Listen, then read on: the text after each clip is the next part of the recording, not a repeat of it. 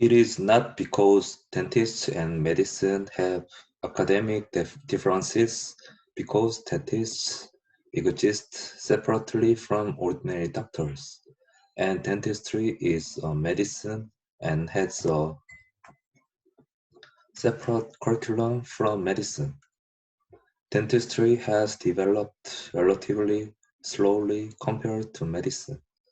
When the medical school was established and general medicine was equipped with a systemic curriculum based on internal medicine, dental treatment was not yet treated by specialists, and the profession of dentistry was also recognized as a skilled professional, such as a barber.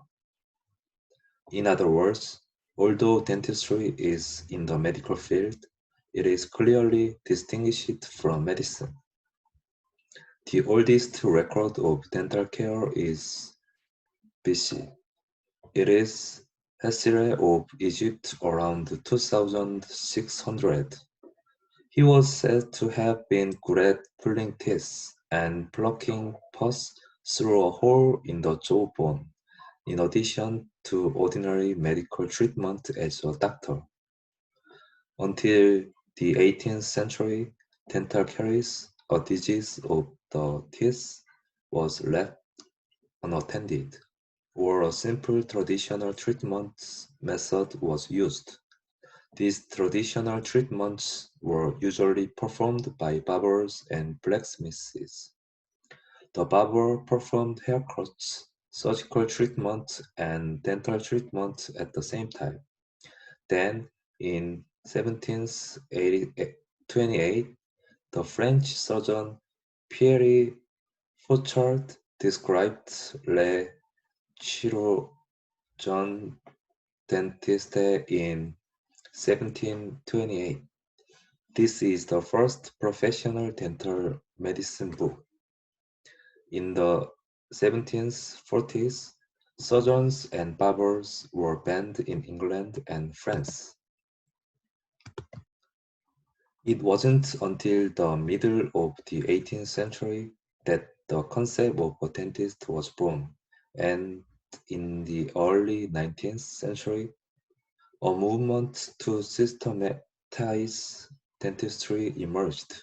However, even in the middle of the 19th century, the treatment of diseases occurring in teeth was only a tooth extraction act of the barber surgeon, and these bargaining were settled, making medicines and wigs, selling, haircutting, and small surgery. Tooth extraction was performed together. The dentists who formed the society, etc., asked medical schools and doctors to open dentistry in medical schools or to include them in medical education. But the reaction of medical schools at the time was, what are the things there? The rejected dentists eventually founded a dentistry college separate from the medical school, which is why dentists exist today apart from the general practitioner, and the reason why the dentistry curriculum exists separately from the medical curriculum. In a way, it can be said that the relationship between medicine and dentistry is similar to that between modern internal medicine and surgery. But if there is a difference, the surgeon achieved integration, but the dentist didn't. In 1840, the Baltimore College of Dental Surgery was established in the United States, and the foundation for human dentistry to develop and be used as an independent practical science was established for the first time in human history. At this time, the founder was Dr. Horace H. Hayden and Dr. Chapin A. Harris. Dr. Horace H. Hayden was also the dentist of the United States. President George Washington.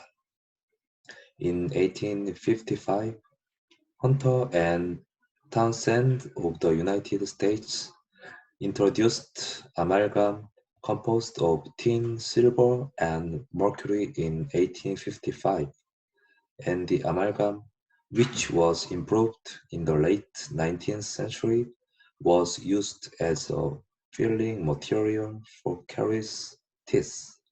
In 1883, the motor for oral treatment was developed, and the rotational speed became faster and more developed. In 1913, Dr. Alfred Civilian Firms started training oral hygienists in Connecticut, USA. In 1919, New Zealand introduced a system to cultivate oral hygienists from the United States.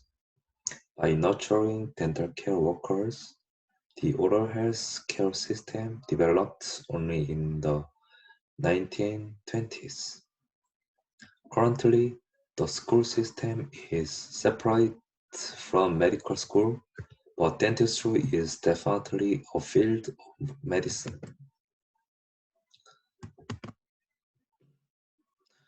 In the case of neighboring Japan, due to the excessive supply of dentists, the dentist's job itself did not guarantee high incomes, and as these conditions became widespread, the number of dental supporters decreased.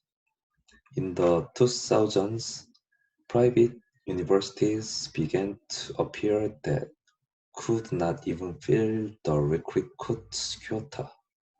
Occasionally, people who refrain from going to the dental college only point out that Japanese dentists have fallen, and that all Korean situations will eventually follow Japan, so that Korean dentists will also follow the path of collapse.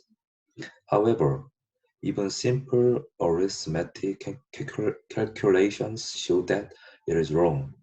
The number of dentists in Japan is about 110,000, and the number of dentists in Korea is about 2.3 million. Considering that Japan's population is about 2.5 times larger than Korea's, it would require approximately 44,000 dentists in Korea to be in a situation like Japan. In addition, while about 3,000 dentists are released annually in Japan, more than 720 dentists are produced in Korea. In Japan, not only the number of dentists, but also poor number of structures, so the deviation of dental colleges is on the ground except for the top universities. In fact, aside from all that, the dentists of the neighboring recruits are ruined, and it is no wonder that the Dentists Association does not make them teachers. The Korean Dental Association has been monitoring the Japan dental market since a very early time. Actually, Korea University, Ewha Women's University, and Catholic University tried to open a dental college, but they collapsed due to the urgency to stop dreaming in the Dental Association. They seems to be very sensitive to the number of dentist manpower discharges.